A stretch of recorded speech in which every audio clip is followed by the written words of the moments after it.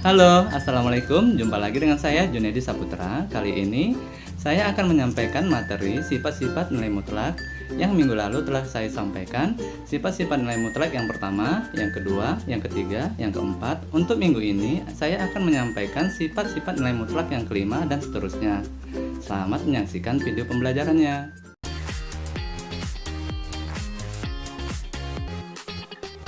Apakah kalian sudah siap? Sudah ya? Mari kita cermati satu persatu. Oke, kakak lanjutkan dengan sifat-sifat nilai mutlak yang kelima. Bunyinya, untuk sembarang X dan A, elemen bilangan real, dan A lebih besar dari 0, berlaku jika mutlak X yang lebih besar atau sama dengan A, maka nilai X berada di antara negatif A dan A.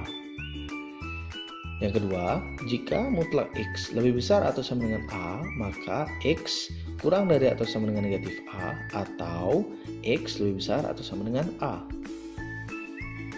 Contoh, misalnya, mutlak X kurang dari atau sama dengan 5, maka tentunya X berada di antara negatif 5 dan 5. Misalnya, kakak ambil X-nya adalah 3. 3 itu berada di antara min 5 dan 5. Maka mutlak 3 itu nilainya adalah kurang dari atau sama dengan 5. Itu betul atau benar. Nah, sedangkan jika X-nya kakak ambil 6, di mana 6 itu dia tidak berada di antara min 5 dan 5 ya. Jadi mutlak 6 itu kurang dari atau sama dengan 5. Nah, tentu ini adalah salah karena mutlak 6 adalah 6 dan 6 itu harusnya lebih dari 5. Begitu pula dengan X sama dengan negatif 6. Nah, X sama dengan negatif 6 ini dia tidak berada di antara negatif 5 dan 5. Maka mutlak negatif 6 itu tidaklah kurang dari atau sama dengan 5. Karena mutlak negatif 6 adalah 6 dan 6 tentu bukan kurang dari atau sama dengan 5. Jadi pernyataan ini salah. Nah, yang benar adalah X sama dengan 3. Jadi sesuai bahwa jika mutlak X yang kurang dengan 5, maka tentunya X-nya berada di antara negatif 5 dan 5. Contoh yang sifat berikutnya. Misalnya mutlak X-nya lebih besar atau sama dengan 3, maka tentunya X-nya kurang dari atau sama dengan negatif 3 atau X-nya lebih besar atau sama dengan 3. Contoh misalnya kakak ambil X-nya adalah negatif 4. Negatif 4 ini kurang dari negatif 3. Jadi jika kita substitusikan, mutlak negatif 4 itu lebih besar atau sama dengan 3. Ya, hal ini benar karena mutlak negatif 4 adalah 4 dan 4 itu lebih besar atau sama dengan 3. Nah, kalau X-nya kakak ambil 5, maka mutlak 5 adalah lebih besar atau sama dengan 3 dan ini juga benar. Karena mutlak 5 adalah positif 5 dan positif 5 itu lebih besar atau sama dengan 3. Jika X-nya kakak ambil 2 sama dengan 2, maka mutlak 2 itu lebih besar atau sama dengan 3. Nah, ini salah. Kenapa salah? Karena 2 itu berada di antara negatif 3 dan 3. Sehingga kalau kita perhatikan mutlak 2 adalah 2. Dan 2 itu harusnya kurang dari atau sama dengan 3. Nah, sehingga kalau kita ambil X-nya 2, dia tidak memenuhi. Nah, kakak ambil contoh lain, misalkan X-nya sama dengan min 1. Nah, X yang min 1 ini juga berada di antara negatif 3 dan 3. Sehingga kalau kita lihat bahwa mutlak negatif 1 itu lebih besar atau sama dengan 3. Nah, ini salah.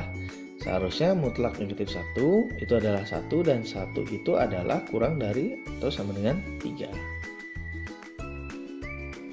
Nah, bagaimana? Bisa kalian pahami sifat yang ini? Bisa ya? Oke, kita lanjutkan.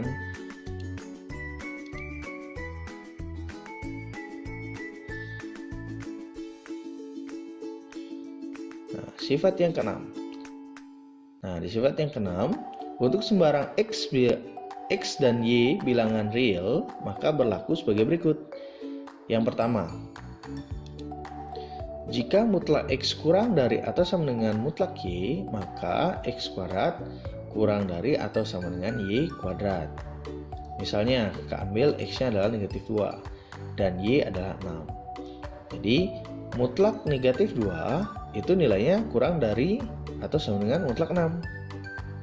Benar ya, mutlak negatif 2 itu adalah positif 2 dan mutlak 6 adalah 6. Jadi terlihat bahwa 2 kurang dari 6. Nah, maka jika kita bandingkan, negatif 2 kuadrat itu kurang dari atau sama dengan 6 kuadrat. Nah, negatif 2 kuadrat itu adalah 4 dan 6 kuadrat adalah 36. Terlihat bahwa 4 kurang dari atau sama dengan 36. Oke, kita lanjutkan ke sifat yang kedua, yang ke B. Mutlak X min Y sama dengan mutlak Y min X. Jadi dia berlaku seperti berlaku komutatif ya, dibolak-balik ya. Jadi nilainya sama. Misalnya X-nya sama dengan negatif 1 dan Y-nya sama dengan 3. Mutlak negatif 1 dikurangi 3 itu sama dengan mutlak negatif 4. Nah, mutlak negatif 4 adalah positif 4. Nah, sedangkan kalau misalkan kakak balik, mutlak 3 dikurangi negatif 1. Nah, nilainya ini adalah mutlak 4. Mutlak 4 adalah positif 4. Jadi terlihat bahwa mutlak negatif 1 dikurangi 3 sama dengan mutlak 3 dikurangi negatif 1, yaitu sama-sama nilainya adalah positif 4. Oke, kakak lanjutkan. Sifat yang ke C. Jika mutlak X sama dengan mutlak Y, maka X sama dengan positif atau negatif Y. Nah, ini dibaca positif negatif ya, plus minus ya. Jadi dia nilai X-nya sama dengan positif Y atau X-nya sama dengan negatif Y. Nah, jika menunjukkannya, cara menunjukkannya, jika mutlak X-nya sama dengan mutlak Y, maka sudah tentu X pasti akan sama dengan positif Y atau negatif Y. Misalnya, jika X-nya adalah 3, maka sesuai sifatnya yang pertama pada video yang sebelumnya, kan berlaku bahwa mutlak X sama dengan mutlak negatif 3. Mutlak 3 adalah positif 3 dan mutlak negatif 3 adalah 3. Jadi sama-sama dia bernilai 3. Bisa kalian pahami? Bisa ya? Oke, kita lanjutkan ke sifat yang berikutnya. Nah, sifat yang ke D. Mutlak XY sama dengan mutlak X kali mutlak Y. Jadi maksudnya adalah ini X kali Y, ini kita kalikan dulu baru kemudian dimutlakkan. Sedangkan yang di sini yang sebelahnya mutlak X dikalikan mutlak Y.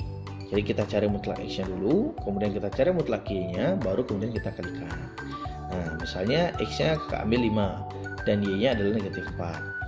Jadi kalau kita cari mutlak 5 kali negatif 4, itu nilainya adalah mutlak negatif 20 dan nilainya adalah positif 20. Nah, sedangkan jika kita cari terpisah, mutlak 5 kali mutlak negatif 4 nilainya adalah positif 5 dikalikan positif 4, hasilnya adalah 20. Jadi dari sini kita bisa lihat bahwa mutlak 5 kali negatif 4 nilainya sama dengan mutlak 5 kali mutlak negatif 4, yaitu sama-sama 20. Bagaimana? Bisa kalian pahami? Bisa ya? Jika kalian masih belum paham, kalian bisa putar lagi, ulang videonya sampai paham ya. Nah, sifat yang ke I. Nah, ini seperti sifat pembagian. Jadi mutlak X per Y sama dengan mutlak X per mutlak Y. Dengan syarat, dengan catatan Y-nya tidak boleh 0. Nah, misalnya X-nya kakak ambil 2 dan Y-nya adalah 3. Jadi mutlak 2 per 3 nilainya adalah 2 per 3. Sedangkan mutlak 2 per mutlak 3, jadi nilainya adalah mutlak 2 adalah 2 dan mutlak 3 adalah 3. Jadi nilainya adalah 2 per 3 juga. Jadi dari sini terlihat bahwa mutlak 2 per 3 sama nilainya dengan mutlak 2 per mutlak 3, yaitu sama-sama 2 per 3. Oke, sifat yang berikutnya. Nah, ini sifat pertidaksamaan. Jadi bunyinya yang ke F, sifat yang ke F adalah mutlak X ditambah Y nilainya akan lebih kecil atau sama dengan mutlak X ditambah mutlak Y. Misalnya, kakak ambil X-nya adalah min 5 dan Y-nya adalah 3. Jadi kalau kita cari mutlak min 5 tambah 3, jadi nilainya adalah mutlak min 2, mutlak negatif 2. Jadi nilainya adalah 2. Sedangkan kalau kita cari satu-satu, mutlak negatif 5 ditambah mutlak 3, nilainya adalah 5 ditambah 3. Nilainya adalah 8. Nah, dari sini terlihat bahwa 2 lebih kecil daripada 8. Jadi, mutlak negatif 5 tambah 3 nilainya kurang dari mutlak negatif 5 ditambah mutlak 3. Oke, berikutnya adalah sifat yang ke G. Mutlak X dikurangi mutlak Y kurang dari atau sama dengan mutlak X kurang Y. Nah, misalnya X-nya adalah negatif 7 dan Y-nya adalah 4. Jadi kalau misalkan kita cari satu-satu, mutlak negatif 7 dikurangi mutlak 4, nilainya berarti menjadi 7 dikurangi 4, hasilnya adalah 3. Sedangkan jika kita cari mutlak negatif 7 dikurangi 4, itu nilainya adalah mutlak negatif 4, hasilnya adalah positif 12. Dari sini terlihat bahwa 3 lebih kecil daripada 12. Jadi mutlak negatif 7 dikurangi mutlak 4 kurang dari mutlak negatif 7 kurang 4.